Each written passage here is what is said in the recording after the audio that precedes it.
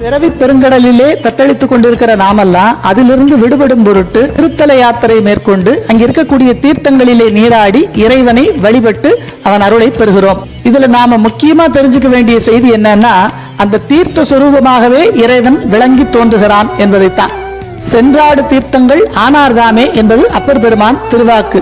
உதாரணத்துக்கு தில்லை சிற்றம்பலத்திலே திருநடம் புரியக்கூடிய கூத்த பெருமான் தான் அங்க இருக்கக்கூடிய சிவகங்கை தீர்த்தமாகவும் விளங்கி தோன்றுகிறான். அப்படிங்கிறத ஆர்த்த பிறவி துயர்கடனாம் ஆர்த்தாடும் தீர்த்தன் நல் தில்லை சிற்றம்பலத்தே தீயாடும் கூத்தன் அப்படின்னு மணிவாசகர் அருள் செய்கிறார்.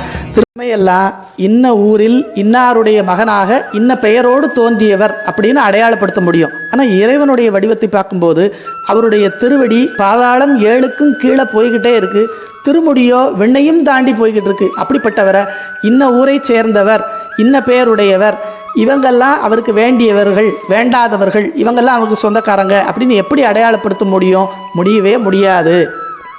பாதாளம் 7னுங்கீழ் சொற்கழிவு பாதமலர் போதார் புனைமுடியும் எல்லா பொருள் முடிவே ஏதவன் ஊர் ஏதவன் பேர் ஆருற்றார் ஆரையலார் ஏதவனை பாடும் பரிசெயலோர் எம்பாவாய்.